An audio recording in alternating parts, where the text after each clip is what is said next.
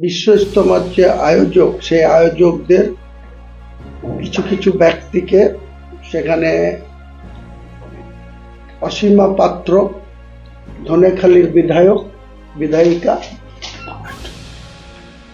এবং এর মাথায় রয়েছে জনাব ফিয়াদ হাকিম। জনতা উন্নয়ন পার্টির চেয়ারম্যান হুমায়ুন কবির মুর্শিদাবাদের বহরমপুরে নিজের ফ্ল্যাটে এক প্রেস বিবৃতিতে গতকালের ঘটে যাওয়া ঘটনাগুলির বিস্তারিত তুলে ধরেন। তিনি জানান, বিশ্ব ইজতেমায় যোগ দিতে গেলেও সেখানে তিনি নামাজ আদায় করতে পারেননি। পরিস্থিতির কারণে নামাজ না পড়েই তাকে ফিরে আসতে হয়। পাশাপাশি তিনি হুগলির তৃণমূল বিধায়িকা অসীমা পাত্রের বিরুদ্ধেও তীব্র বক্তব্য রাখেন। ভবিষ্যৎ রাজনৈতিক লড়াইয়ের প্রসঙ্গে তিনি বলেন, আগামী 26-এর ভোটই সব প্রশ্নের জবাব দেবে। আগামীকাল 2রা জানুয়ারি থেকে 5ই জানুয়ারি হুগলিতে বিশ্ব ইজতেমা হচ্ছে। মুসলিম সমাজের আনুষ্ঠানিকভাবে বিশ্ব ইজতেমা 33 বছর পরে হুগলিতে দাঁতপুর থানার অন্তর্গত। সেখানে আমরা লক্ষ্য করছি যে মুসলিম সমাজের কিছু ব্যক্তিকে রাজ্য সরকার শুধুমাত্র ভোটে ব্যবহার করার জন্য 2026-এ মুসলিমদের কাছে মাসিয়া সাজার জন্য সেখানে বিশ্ব ইজতেমার যে আয়োজক, সেই আয়োজকদের কিছু কিছু ব্যক্তিকে সেখানে অসীমা পাত্র, ধনেখালীর বিধায়ক বিধায়িকা এবং এর মাথায় রয়েছে জনাব ফিয়াদ হাকিম। তারা একটা এই যে বিশ্ব ইজতেমা, ইসলাম ধর্মাবলম্বী মানুষের কাছে বিশ্ব ইজতেমাটা অনেক ইম্পর্টেন্ট একটা বিষয়। যেটা বিশ্ব ইজতেমা মানে শুধু ইন্ডিয়ায় হবে, হুগলিতে হবে বা হাওড়ার বাঁকড়ায় হয়েছিল এর আগে, এটাই বিষয় না। আমি গতকালকে ওই বিশ্ব ইজতেমা স্থানে সেখানকার কিছু আয়োজকদের ক্ষুদ্র অংশের ইনভাইটে আমি সেখানে গেছিলাম। আমি ডায়াসে যাওয়ার কথাও না, আমি ডায়াসে যাওয়ার চেষ্টাও করিনি। আমার উদ্দেশ্য ছিল, আমি একজন মুসলিম, আমি ওই বিশ্ব ইজতেমায় 2 তারিখে থেকে যেতে পারবো না। 2 তারিখ জুম্মার বার, এখানে বাবরি মসজিদের স্থানে 4th জুম্মার নামাজ হবে। এখানে ফার্স্ট জুম্মাতে লক্ষাধিক মানুষ হয়েছিল, সেকেন্ড জুম্মাতে 2 লক্ষর উপর মানুষ হয়েছিল, থার্ড জুম্মাতেও 1.5 থেকে 2 লক্ষ মানুষ হয়েছিল।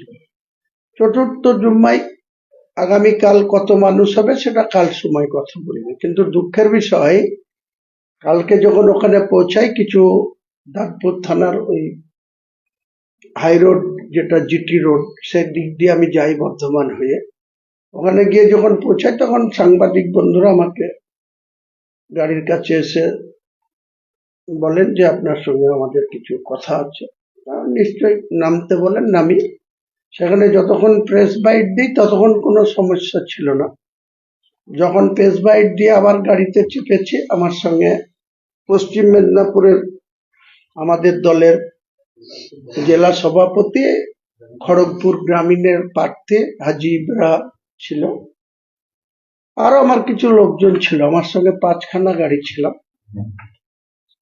তো হঠাৎ করে যখন গাড়িতে চেপে যায়, তখন দাঁতপুর থানার অন্তর্গত, দাঁতপুর থানা থেকে 3 কিলোমিটার দূরে যে মোড়ে আমি গাড়িতে প্রেস বাইট দিই, তারপরে যখন গাড়িতে চাপি, অসীমা পাত্রর খুব ঘনিষ্ঠ একজন ব্যক্তি এবং সেখানে কিছু পুলিশের অফিসারও দাঁড়িয়ে ছিল দাঁতপুর থানা। তাদের অকিটকি নিয়ে অনেকেই ছিল, 5-6 জন অফিসার, বেশ কিছু ফোর্স সের প্রেজেন্টে। সেখানে আমার গাড়ির সামনে একজন উন্মাদ, একজন ডিন করে, সে অসীমা পাত্রর ঘনিষ্ঠ লোক, সে আমার গাড়ির সামনে শুয়ে পড়ে যে আমাকে যেতে দেওয়া হবে না, স্লোগান দেয় বিজেপির দালাল হুমায়ুন কবির বন্দ্যোপাধ্যায়ের নির্দেশে জনাব ফিয়াদ হাকিমরা একটা বিশ্ব ইজতেমাকে যেভাবে মুসলমান সমাজকে তাদের পার্টির গতভাবে ব্যবহার করতে চাচ্ছে, এর তীব্র বিরোধিতা আমি করছি। আমাদের যিনি প্রেস সচিব, তিনি কলকাতাতে প্রেস মিট করবে কিছুক্ষণ পরে।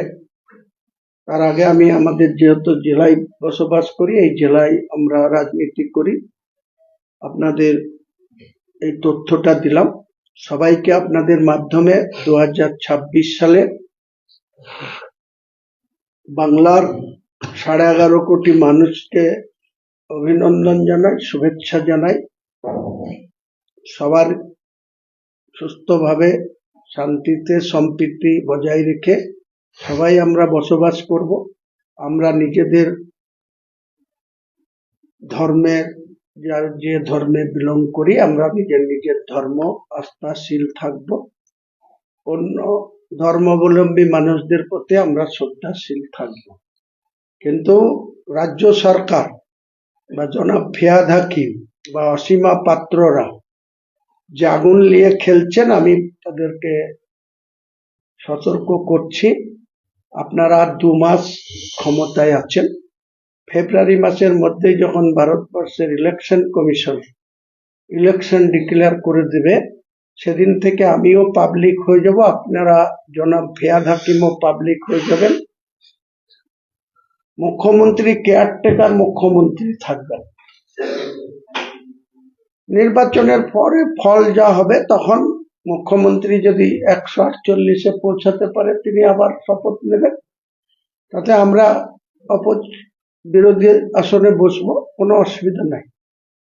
কিন্তু রাজ্যের রাজনীতির নামে একটা বিশ্ব ইজতেমায় যে ধরনের নোংরামি কালকে হুগলিতে করা হয়েছে, আমি এর তীব্র নিন্দা করছি এবং মুসলিম সমাজকে বলছি, আপনাদের বিশ্ব ইজতেমায় কি করে অমুসলিমরা সেখানে ঢুকে অমুসলিমদের লোকজনের নেতৃত্বে অসীমা পাত্রর একজন কাছের ব্যক্তি, সে ডিং করেছিল, একটা বিশ্ব ইজতেমার মতো জায়গাতে কি করে সে ঢুকলো, পুলিশ কেন তাদেরকে অ্যালাউ করলো, দাঁতপুর থানা হুগলির, তারা কেন ওখানে তাকে অ্যালাউ করলো? তাই সে প্রথমে আমাকে ব্যারিকেড করার পর আমি যখন 3 কিলোমিটার পার করে যখন সেখানে গিয়ে নামি, আমার গাড়ি পার্ক করে দেওয়ার পর যখন রাস্তায় অগণিত সাধারণ মানুষ আমার দিকে আসে হ্যান্ডশেক করার জন্য, তারা আমার সঙ্গে মিলতে আসে, সেই সময় সেই ব্যক্তি আবার ওখানে গিয়ে আমাকে গো ব্যাক স্লোগান দেয় এবং বিজেপির দালাল আখ্যা দেয়। আপনার প্রিয় পাত্রী অসীমা পাত্র, ধনেখালির এমএলএ, সে আপনার সঙ্গে, আপনি মন্ত্রিসভায়ও ছিল, এখন সে চেয়ারম্যান পদে আছে। তার নেতৃত্বে যদি হুমায়ুন কবিরকে হুগলিতে অপদস্থ হতে হয়, আমি কিন্তু গোটা বাংলার মুসলিমদের কাছে এটা নিয়ে যাব। সেদিন আপনি বুঝতে পেরে যাবেন যে মুসলিমদের সঙ্গে আপনি কি ধরনের দুর্ব্যবহার করতে চাচ্ছেন, আর শুধু ভোট ব্যাংক হিসাবে বাংলার মুসলমানদেরকে আপনি ব্যবহার করতে চাচ্ছেন, তার যোগ্য জবাব আপনাকে আজকে প্রথম দিন 2026 সালে আসুন, আপনি লড়াইয়ের ময়দানে, আপনার সঙ্গে আমরা প্রত্যেকটা ইঞ্চিতে ইঞ্চিতে বাংলার তৃণমূল কংগ্রেসের সঙ্গে আমার যারা জোট সঙ্গী হবে তাদেরকে নিয়ে আমি আপনাদের সঙ্গে রাজনৈতিক লড়াই নামবো, কোনো ব্যক্তিগত লড়াই নয়। যে নামাজ পড়তে দেওয়া হয়নি, এটা মুসলিম সমাজের কাছে আগামী দিনে আমি প্রত্যেকটা জনসভায় তুলে ধরবো যে মুসলমান সমাজের নামাজ পড়ার অধিকারে কেউ হস্তক্ষেপ করার কোনো জায়গাতে কেউ করতে পারে কিনা। আর সেখানে অমুসলিমদের পক্ষ থেকে নেতৃত্ব দেওয়া হচ্ছে, পুলিশ প্রশাসন দাঁতপুর থানা নির্বিকার থেকেছে। এই হচ্ছে মমতা ব্যানার্জির প্রশাসনের আচরণ। আগামী দিনে বাংলার মুসলমান 4,26,00,000 মুসলমানের কাছে আমি আগামী দিনে, আজকে 1 জানুয়ারি 2026, গোটা নির্বাচন প্রক্রিয়ার টাইমটা, কালকের এই ঘটনা আমি মানুষের কাছে নিয়ে যাব, মানুষের কাছে তুলে ধরব। দেখব অসীমা পাত্র আর মমতা ব্যানার্জি আপনারা মুসলমান সমাজের কাছে কতটা গুরুত্ব কতদিন পেতে পারেন বা কতদিন। আর অসীমা পাত্র সেখানকার মুসলিমদের ভোট তোমার বিরুদ্ধে কি করে যায়, আমি ওই হুগলিতেই তোমার ধনেখালি বিধানসভাতেই আমি আগামী 1 মাসের মধ্যে যে মিটিং করব, তোমার ক্ষমতা থাকে তুমি আটকে নিও, এটা আমার চ্যালেঞ্জ থাকলো।